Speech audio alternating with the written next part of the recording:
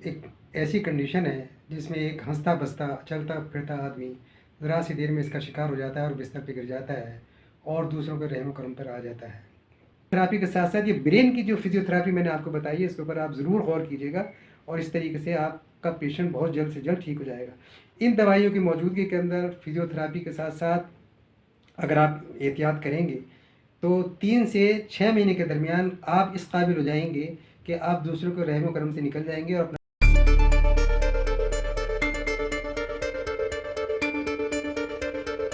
बिस्मिल्लाहिर्रहमानिर्रहीम। अस्सलाम वालेकुम वरहमतुल्लाहि वबरकातुहू। ख़वातीन व हज़रात, मैं हूँ डॉक्टर मोहम्मद तस्लीम। मैं आपको चैनल में खुशामदीद कहता हूँ। आज मैं आपको फालिज के बारे में आम फहम और आसान अल्फाज में बताऊँगा कि फालिज क्यों होता है और इसके असबाब क्या हैं और इसकी एहतियात क्या है और इसका इलाज क्या है।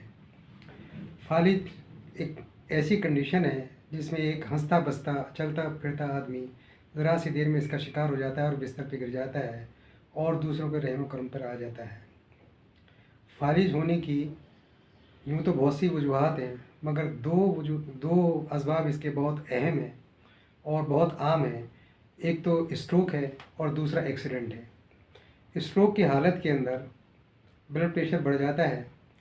सिस्टोलिक ब्लड प्रेशर 200 और डायस्टोलिक 120 के करीब पहुंच जाता है और इसमें फालिज होने का बहुत ज़्यादा ख़तरा होता है और अमूमन फालिज हो भी जाता है, जिसकी वजह से ब्रेन के अंदर जो हमारी बारीक बारीक कैपिलरीज़ हैं वो रप्चर हो जाती हैं और उनमें खून का रिसाव होता है और उसमें क्लॉटिंग भी हो जाती है। दूसरी जो अहम वजह है फालिज की, वो है एक्सीडेंट।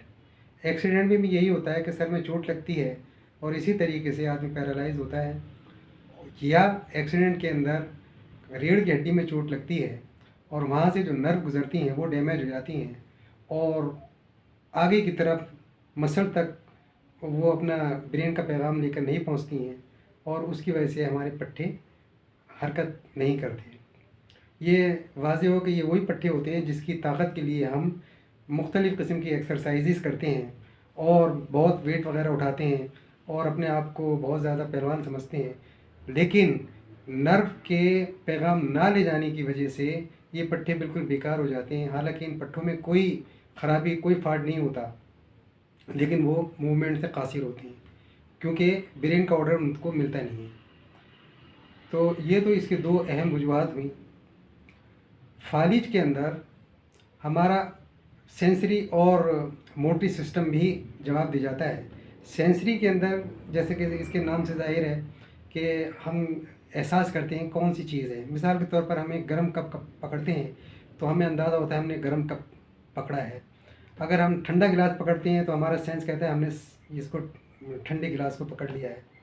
लेकिन इस फालिज की शक्ल के अंदर हमारे सेंस भी काम नहीं करते। मोटरी सिस्टम के अंदर ब्रेन हमें ऑर्डर देता है हमारे पट्टों को कि इस चीज़ को उठाओ, इस चीज़ को बिठाओ, तो हमारा हाथ उठता है, बैठता है। ये मोटरी सिस्टम के अंदर आता है, लेकिन ये दोनों सिस्टम हमारे जाम हो जाते हैं फालिज की शक्ल के अंदर।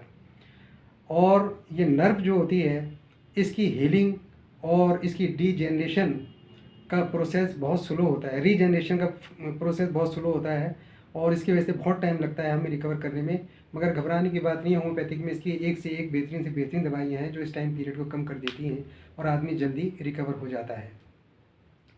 आइए अब मैं आपको इसकी मेडिसिन के बारे में बताता हूँ मैं कि स्ट्रोक की शक्ल के अंदर हमने क्या दवाई लेनी है। जैसा कि आपको पता है कि हमारा ब्रेन ऑर्डर करता है नर्व को, और नर्व जो है हमारी रीढ़ की हड्डी से होती हुई हमारी मसल तक पहुंचती है और ब्रेन का पैगाम देती है कि पट्टों को उठाओ, बिठाओ, लिटाओ, जो भी कुछ करना होता है ये ब्रेन के ऑर्डर के ऊपर होता है। पैरालाइज हमारा राइट साइड में भी हो सकता है, लेफ़्ट साइड में भी हो सकता है। ये लोकलाइज भी होता है, जनरलाइज भी होता है। लोकलाइज के अंदर हमारा एक हाथ फ्रीज़ हो गया, चोट की वजह से नर्व पैगाम लेके नहीं जा रही, हमारा ये हाथ उठने से कासिर है, ये लोकलाइज है। या दूसरा हाथ है, या टांग है, या दूसरी टांग है, या पूरा आधा हिस्सा हमारा है, या लोअर पोर्शन है हमारा, ये लोकलाइज होती है। जैसे फेशियल पैरालिसिस के अंदर हमारा आधा हिस्सा जो है मतलब पैरालाइज हो गया और पट्टे काम नहीं कर रहे हैं तो ये थोड़ी सी आँख ज़रा सी नीचे आ जाती है, होंठ थोड़ा सा लटक जाता है, ज़बान मोटी हो जाती है या लड़खड़ाती है या सुन हो जाती है, बोला नहीं जाता। ये लोकलाइज़ की मिसालें हैं ये। जनरलाइज़ के अंदर तो खैर जनरल होता ही है। तो अब मैं आपको बताता हूँ इसकी मेडिसिन, क्या क्या मेडिसिन इसकी हो सकती हैं इसकी। अगर स्ट्रोक आपको हो गया है तो सबसे पहले जितनी जल्दी मुमकिन हो फास्फोरस 1 एम की एक खुराक हम देंगे। यानी एक खुराक से मुराद ये कि डायरेक्ट ज़ुबान के ऊपर या चमचे के अंदर 2 कतरे उसके डाल के हम पेशेंट को पिलाएंगे और 5-5 या 10-10 मिनट के वक्फे से उसको हम 2-3 खुराकें देंगे इसकी। इसके बाद अगर आप हॉस्पिटल चले जाते हैं तो बेशक हॉस्पिटल चले जाइए और दूसरे दिन से आपने जो दवाइयाँ शुरू करनी है वो बहुत अहम दवाइयाँ हैं, वो मैं आपको बताता हूँ। सबसे पहले आती है हमारे पास आर्निका।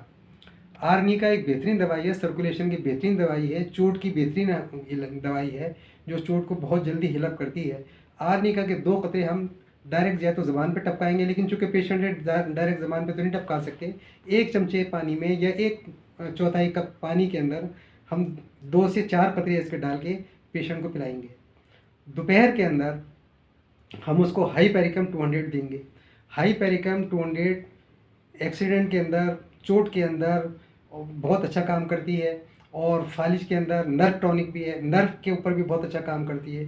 तो उसको हम देंगे हाइपेरिकम 200, वही 1/4 कप पानी के अंदर दोपहर में। शाम में हम उसको देंगे जल्सीमियम 200 के अंदर जल्सीमियम देंगे। इसी तरीके से उसको 2 कतरे आधे कप पानी के अंदर देंगे।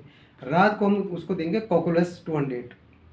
अच्छा मैं बता दूं आपको, जल्सीमियम जो है ये बेहतरीन दवाई है, बेहतरीन टॉनिक है, ताकत का भी बेहतरीन टॉनिक है, आसाब का भी बेहतरीन टॉनिक है। और अगर किसी को पैरालाइज क्रोनिक है यानी 2-3 साल से ज़्यादा उसको हो चुके हैं तो उस सूरत में जल्सीमियम का बहुत अहम किरदार होता है। तो इसलिए हम जल्सीमियम को उसको शाम में देंगे 200 की पोटेंसी के अंदर। कोकुलस भी एक पैरालाइज की बेहतरीन से बेहतरीन दवाइयों में से एक शुमार होती है और उसके बगैर मैं समझता हूँ कि बाकी दवाइयाँ इतना अच्छा काम नहीं करेंगी इसकी गैर मौजूदगी में। तो लिहाजा कोकुलस को भी हम इसके साथ ही लगा देते हैं। 200 की पोटेंसी में हम इसको देंगे रात को सोते वक्त। 5वीं दवाई जो है जल्सीमियम मदर टिंचर के अंदर हम लेंगे इसको, ताकि मरीज़ की सेहत बरकरार रहे, असाब को तक़वियत मिले उसकी और जल्द से जल्द वो सेहतयाब हो। और जल्सीमियम मदर टिंचर में हम लेंगे और उसके 20 कतरे हम सुबह देंगे नीम गर्म पानी में 1/4 कप में डालकर, और 20 कतरे हम दोपहर में देंगे और 20 कतरे हम उसके देंगे उसको शाम में। अच्छा इसके अलावा एक और बेहतरीन दवाई है जो नर्व टॉनिक है और जल्द से जल्द रिकवरी के लिए बहुत ज़रूरी है। ये आसाबी टॉनिक भी कहलाता है, ये ब्रेन टॉनिक भी कहलाता है। वो है कालीफॉस 6X में। कालीफॉस 6X की 6 गोलियां हम सुबह देंगे, 6 गोलियां हम देंगे उसकी दोपहर में और 6 गोलियां देंगे हम उसकी शाम में देंगे। इन तमाम दवाइयों को जैसे सुबह जब हम ये आर्निका 200 देंगे, इसके बाद 10-15 मिनट के बाद हम उसको दे देंगे जो है जल्सीमियम मदर टिंचर के कतरे दे देंगे और उसके 5-10 मिनट के बाद हम ये जो है कालीफॉस के उसको 6-6 गोलियां उसको दे देंगे उसके, मतलब बीच में 5-5 10-10 मिनट का वक्फा होना चाहिए इसके लिए। ये तो हुई दवाइयाँ। अच्छा इसके अलावा बाज़ औक़ात ऐसी भी पोजीशन आ जाती है कि कुछ और दवाइयों का एडिशन भी करना पड़ता है, मगर वो सिम्टम के साथ साथ है। जैसे सिम्टम चेंज होते जाएंगे तो उसके साथ दवाइयाँ भी कुछ घटती जाएंगी कुछ बढ़ती जाएंगी। तो उसके लिए बेहतर ये है कि इन दवाइयों को दें। अगर आप मुनासिब समझते हैं कि किसी को कंसल्ट करना है तो जो आपके करीब में होम्योपैथिक डॉक्टर हो उसको आप बताएं उसको, तो इंशाल्लाह वो आपको बेहतरीन से बेहतरीन और दवाइयाँ भी उसको देंगे उसको। इसके साथ ही साथ मरज़ के साथ साथ दवाइयों के साथ साथ और एहतियाती भी करनी है आपको। एहतियात ये है कि आपको फ़िज़ियोथेरापी करानी है। फ़िज़ियोथेरापी किसी अच्छे मुस्तनद फ़िज़ियोथेरापिस्ट की मौजूदगी में कराएं। अच्छा इसके अंदर एक चीज़ का ख्याल रखिए कि अमूमन हम ये करते हैं कि हमारे पट्ठों के ज़ाहिर पट्ठों की मूवमेंट ख़त्म हो जाती है तो हमारा सारा फोकस इसी के ऊपर होता है। हम इसके ऊपर ट्यूब लगाएंगे, तेल की कढ़ाई करेंगे, इसको उठाएंगे, उसको बिठाएंगे। हालांकि मैंने अभी पहले बताया है कि पट्ठे तो बिल्कुल हमारे सही हैं, ब्रेन से सिग्नल नहीं पहुँच रहे इनके पास, तो इस वजह से ये मूवमेंट नहीं कर रहे। तो इसलिए फ़िज़ियोथेरापी के साथ साथ एक चीज़ का ख्याल कीजिए। मिसाल के तौर के ऊपर अगर आपका दायां हिस्सा पैरालाइज है तो फिर आपने करना यह है कि अपने चेहरे को दाएं तरफ ही रखना है उसको, और दाएं तरफ ही आपकी मेडिसिन भी होंगी, दाएं तरफ ही आपका चाय का कप भी होगा, पेन भी होगा, हत्ता कि विजिटर की जो बैठने की जगह है वो भी आप दाएं हाथ के ऊपर ही रखेंगे। अगर टीवी वगैरह रखा है तो वो भी दाएं हाथ के ऊपर रखेंगे, दरवाज़ा है तो वो भी दाएं हाथ की तरफ रखेंगे। इसलिए कि अगर आप देखेंगे कि मरीज़ जब दाएं तरफ देखेगा तो अगर उसको किसी चीज़ की ज़रूरत है तो ऐसा नहीं होता कभी भी, नॉर्मल इंसान भी अगर लेटा हुआ है तो किसी चीज़ की ज़रूरत पड़ती है तो सीधे हाथ से उठाता है, जो करीब का हाथ होता है उसका। ऐसा नहीं होता कि हम उल्टे हाथ से उठाएंगे। तो पेशेंट भी कोशिश यही करेगा सीधे हाथ से उठाने की। अब सीधा हाथ तो उसका काम करता ही नहीं है। उस सूरत के अंदर वो अपने ब्रेन से कहेगा, शऊरी या लाशऊरी तौर के ऊपर, और ब्रेन जो है फ़ौरन ऑर्डर करेगा हाथ को उठाओ, इस चीज़ को उठाओ। तो बार बार जब इसकी प्रैक्टिस होगी तो एक वक्त वो आएगा कि ब्रेन अचानक उसको ऑर्डर करेगा और वो एकदम से उसका हाथ हिलेगा और वो उस चीज़ को उठाने की कोशिश करेगा। तो फिजियोथेरेपी के साथ साथ ये ब्रेन की जो फिजियोथेरेपी मैंने आपको बताई है, इसके ऊपर आप ज़रूर गौर कीजिएगा, और इस तरीके से आपका पेशेंट बहुत जल्द से जल्द ठीक हो जाएगा।